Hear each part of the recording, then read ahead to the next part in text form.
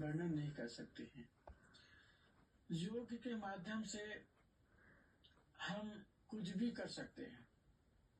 योग ऐसी एक क्रिया है जो इस मार्ग में है, जो योग मार्ग में है, जो योग करता है, यानी जप, यानी प्राणायाम, ध्यान, जप, योग प्राणायाम मतलब करता है, वो कुछ भी कर सकता है। सिद्ध होने के बाद आकाश गमन कर सकता है, अंतर ध्यान हो सकता है, एक यहाँ तक कि सृष्टि को भी रचना कर सकता है।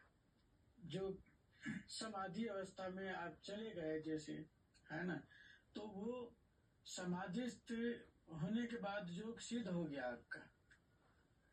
हम लोग का 5 से 4 शरीर है, स्थूल, सूक्ष्म, कारण और महाकारण।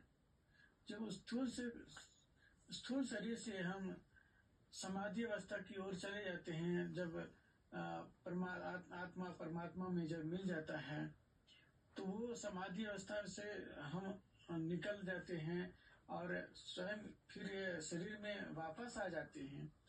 ये योग है, मतलब प्राणायाम करते हैं। जैसे प्राणायाम का मतलब है कि भस्त्रिका प्राणायाम है, भस्त्रिका कपाल भाती है। तो ये मुख्य क्रियाएं हैं जो जैसे कुंडलिनी जिसको कहते हैं। कुंडलिनी है क्या?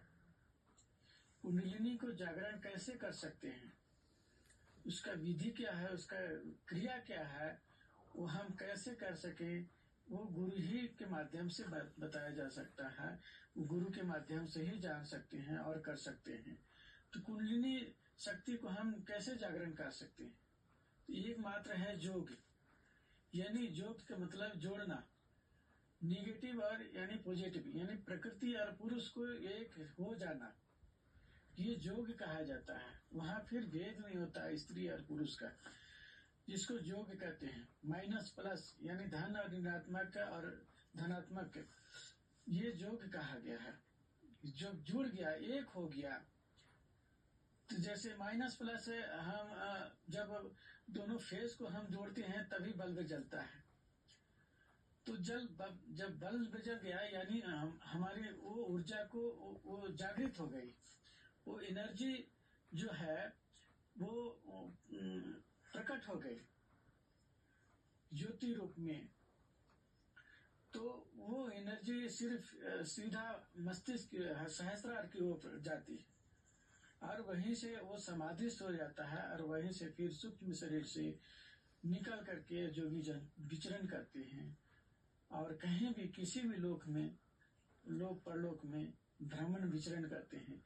तो हम ये बताना चाहते हैं कि योग है क्या, योग कैसे कर सकते हैं। प्राणायाम के माध्यम से हमें जो कुंडलिनी जो शक्ति है, जिसको मूलाधार और स्वाधिष्ठान के बीच में लिंग में 3 फेरे, 3 लेप्टे हैं, जो सुषुप्त अवस्था में कुंडली शक्ति जो है वो पड़ी हुई है नीचे की निम्न में जा करके पड़ी हुई है। तो जब हम प्राणायाम करते हैं तो अपने शरीर को गर्म जब होता है, बॉडी जब गर्म होती है, तो उस चीज को, वो जो कुंडलिनी शक्ति है वो गर्म होती है। जब बॉडी गर्म होता है तो कुंडलिनी शक्ति भी गर्म होती है और वो फिर पुनः ऊपर की ओर वो मुंह करके उठना शुरू कर देती है। तो वो उठना एक बार जहाँ ऊपर ऊर्ध्वगामी हो गई कुंडलिनी शक्ति, जिसको जो सर्प रूप में सुषुप्त अवस्था में पड़ी हुई है वो शक्ति, और 7 चक्र है हम लोग के शरीर में, जो 7 चक्र वो कुंडलिनी शक्ति जो है भेदन करके सहस्त्रार में जाती है और सहस्त्रार में जा करके वो एनर्जी इतनी इकट्ठी हो जाती है कि कह नहीं सकते हैं। तो वो जगाने के लिए प्राणायाम किया जाता है। भस्त्रिका, कपाल भाती, अनुलोम विलोम, ये आदि प्राणायाम मुख्य रूप से है। और उसको जब एकक कुंडलिनी शक्ति जब जागृत होती है तो वो फिर शक्तियां और सिद्धियां स्वतः ही आने लगता है। मूलाधार जो है जिसको मलद्वार हम कह सकते हैं, वो पृथ्वी तत्व है। स्वादिष्ठान जल तत्व है।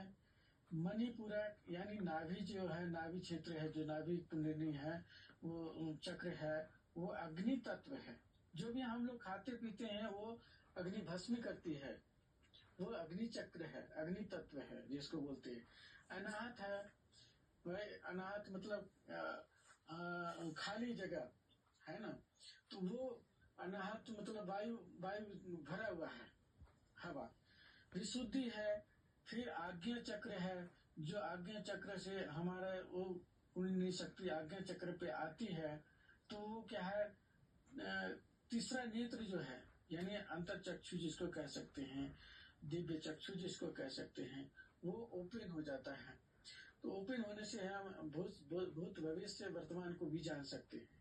इसके बाद वहां से आज्ञा चक्र से सहस्त्रार में जाता है, जो हजारों दल का मतलब कमल है वहाँ, वो वहां जाके एनर्जी इकट्ठा होता है, तो वो पावरफुल हो जाता है, यानी भगवान के समान हो गया।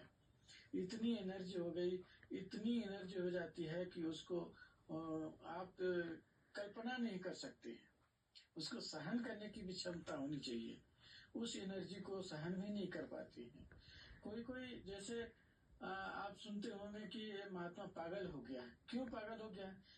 उसका एनर्जी, उसको सहन करने की वो क्षमता नहीं रह गई। इतनी एनर्जी, इतनी पावर है आप में, हम में, जो उस जागृत होने के बाद उसको सहन करना कठिन है। तो वो सहन तभी होता है जब परमात्मा की और गुरु की कृपा होती है। गुरु हमेशा साथ पीछे से वो सहयोग करता है।